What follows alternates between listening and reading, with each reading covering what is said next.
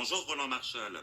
Bonjour. 61% pour Mahamat Idriss Déby, 18,5% pour Succès Masra. Que vous inspirent ces chiffres dévoilés hier soir par l'autorité tchadienne de gestion des élections? Que le Tchad change et qu'il ne change pas, et que comme toujours, il est important de regarder vers l'avenir et de se poser des questions sur quel type de gouvernance va être mise en place dans les mois qui viennent, et surtout quand même des interrogations sur la paix civile. Et cette large victoire, ces chiffres provisoires qui donnent une large victoire dès le premier tour pour Mahamat Idriss Déby? Je crois que comme beaucoup d'observateurs, je ne suis pas surpris.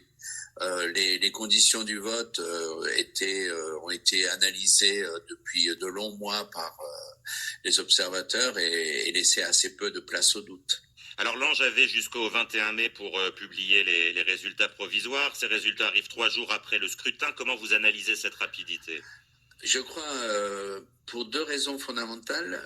D'abord, la force des réseaux sociaux, où toute une série d'affirmations, peut-être d'allégations ou d'informations ont été données qui rendaient le silence de l'agence électorale de plus en plus difficile. Et puis, de l'autre côté, je crois la volonté de couper court à sans doute la montée en puissance de la campagne de Succès Masra, qui a été, et c'est vraiment ça qui distingue cette période du passé, qui a été une campagne réussie, indépendamment du score électoral ou du score qu'on lui a reconnu.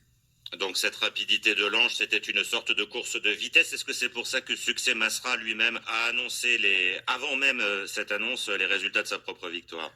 Si vous voulez, je crois qu'il est dans une situation extrêmement difficile où il est parti, c'est là aussi noté par de très nombreux observateurs, il est parti un peu comme un candidat de l'intérieur du système, et la dynamique de campagne a fait qu'il s'est de nouveau radicalisé et redevenu le dirigeant de l'opposition qu'il avait été jusqu'au 20 octobre 2022. Et à partir de ce moment-là, évidemment, la question de son avenir politique au sein du gouvernement est posée.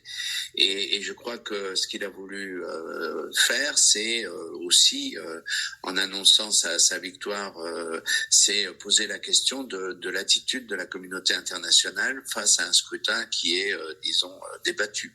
Alors il a appelé à la mobilisation pacifique pour faire reconnaître ce qu'il appelle la vérité des urnes. Quelle est la capacité de mobilisation de Succès Masra à l'heure actuelle? Écoutez, ce qu'on voit, et je crois que c'est ça qui est important à noter, c'est qu'on oublie toujours le troisième candidat. Pas que ce troisième candidat est quelqu'un qui va changer le jeu, mais je crois que les résultats électoraux, tels qu'ils sont connus aujourd'hui, sont tels qu'ils permettent de miner l'importance de Succès Masra dans la communauté entre guillemets sudiste, même si je pense que le vote pour Succès Masra était bien plus large que dans cette communauté-là. Et en lui adjoignant un troisième candidat, donc Albert Païni-Badaké. Voilà, qui a fait pratiquement le même nombre de voix, en tous les cas tels que sont donnés les résultats. Je pense que l'Ange veut souligner que finalement Succès Masra n'est pas l'homme providentiel qu'il estime être, et que il est tout à fait en égalité avec d'autres hommes politiques qui sont tout aussi représentatifs et qui pourraient être choisis pour, par exemple, devenir Premier ministre. Donc il y a une stratégie des soutiens du président Kaka qui est tout à fait intéressante à souligner, qui vise à diviser les sudistes, comme d'ailleurs le 20 octobre l'avait fait, et à miner la capacité de mobilisation de Succès Masra. Je ne crois pas que cet argument va fonctionner de façon très efficace, mais disons, ce qui va fonctionner sans doute beaucoup plus, c'est l'impressionnant défilé militaire auquel nous avons assisté hier soir dans les rues de N'Djamena et ailleurs, pour montrer qu'il est hors de question de se révolter contre les résultats. Oui, on voit effectivement d'imposantes forces de sécurité déployées dans N'Djamena. Des risques de violence sont-ils à craindre?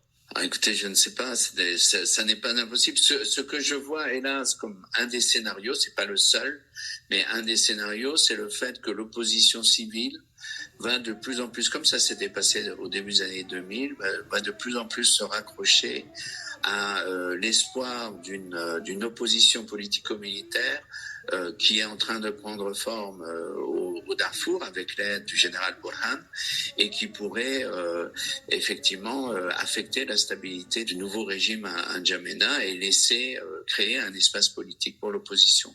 Thierry Vircoulon, bonjour.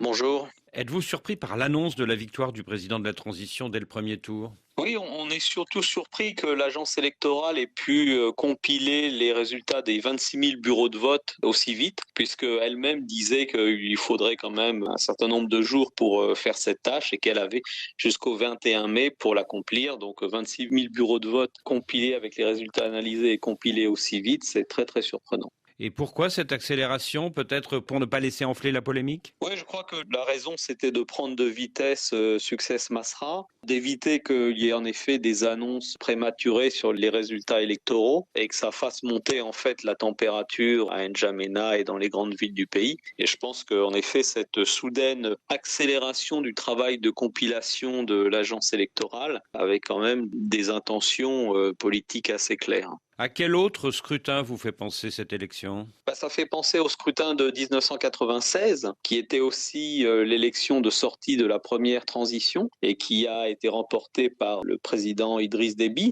Mais à ce moment-là, cette élection a été remportée au deuxième tour et pas au premier tour. Et donc, ça, on voit quand même la différence. Mais c'est la deuxième transition tchadienne qui se termine avec une victoire électorale d'un membre de la famille Déby. L'autre fait marquant de la soirée d'hier, c'est que le Premier ministre Succès Masra, 3 heures avant l'annonce des résultats officiels, a annoncé que c'est lui qui avait gagné et a appelé les Tchadiens à se mobiliser pour ne pas se laisser voler leur victoire. Qu'est-ce que cela vous inspire ?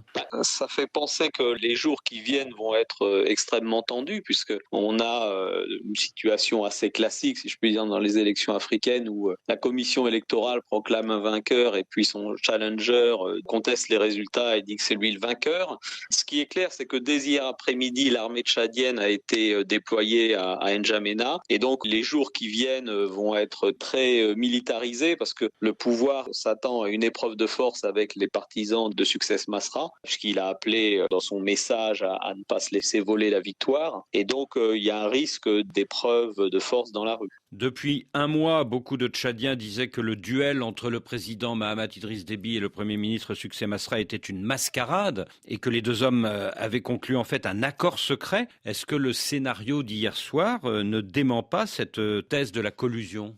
Il y a eu un accord, mais c'était un accord pour le retour de Success Masra et le fait qu'il puisse être candidat aux élections. Est-ce qu'il y avait un accord sur l'après-élection ? Là, en effet, on peut en douter parce qu'on a vu que ces dernières semaines, Success Masra est vraiment rentré dans le jeu électoral et a mené une vraie campagne électorale qui a eu un vrai engouement populaire autour de sa candidature. Et donc, s'il y a eu un accord, il est clair qu'aujourd'hui, il ne tient plus. Mais peut-être n'y en a-t-il pas eu. Mais en tout cas, il s'est posé vraiment comme le challenger du président et maintenant il réclame la victoire, contrairement à ce que vient de dire l'agence électorale. Et du coup, est-ce que la cohabitation entre le président et le Premier ministre peut tenir longtemps ? Non, alors il est évident qu'avec le discours qu'il vient de faire avant la proclamation des résultats, ce n'est plus possible, mais il faut quand même rester prudent. Il peut toujours y avoir des arrangements de dernière minute, notamment peut-être pour éviter la confrontation dans la rue dont je parlais tout à l'heure. Selon les résultats provisoires annoncés hier, le Premier ministre Succès Masra est talonné par une autre personnalité du sud du pays, l'ancien Premier ministre Albert Pahimi Badaké. Votre commentaire ?